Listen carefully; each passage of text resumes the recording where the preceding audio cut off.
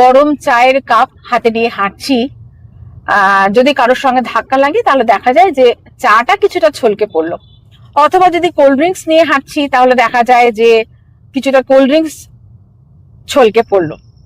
অথবা যদি গরম দুধ, ঠান্ডা জল বা সর্ষের তেল, যেটাই আমরা নিয়ে হাঁটি, কারোর সঙ্গে ধাক্কা লাগলে, যদি আমার পথে যদি বাধা আসে, কারোর সঙ্গে ধাক্কা লাগে, কোনো মানুষই হোক বা কোনো আসবাবই হোক, সেটাই ছলকে পড়ে। আমার হাতে যেটা আছে, আমার মধ্যে যেটা আছে, সেটাই ছলকে পড়ে।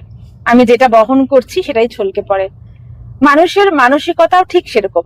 আমাদের প্রত্যেকের মানসিকতা আলাদা আলাদা।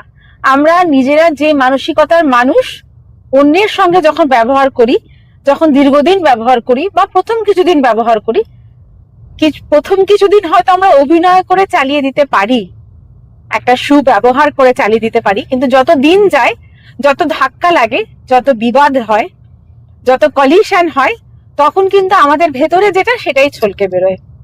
কখনো হিংসা, কখনো রাগ, কখনো বাজে ভাষা, কখনো আনন্দ, কখনো উল্লাস, কখনো প্রেম, কখনো বিরহ, কখনো বা কান্না।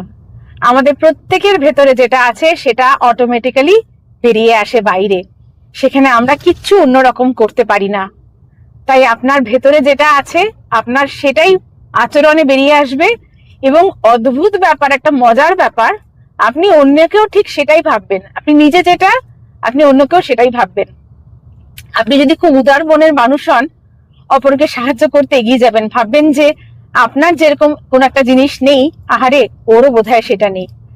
আপনি যদি হিংসায় ভরা মানুষ হন, আপনার মনে হবে বাকিরা যদি কেউ কিছু পেয়ে গেছে, কিছু অ্যাচিভ করে ফেলেছে, আপনার প্রচন্ড রাগ হবে।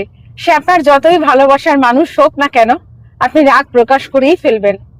হয়তোবা করে আপনার মন খারাপ হবে, হয়তো মনে হবে আপনার না করলেই হতো, তবু আপনি করে ফেলবেন।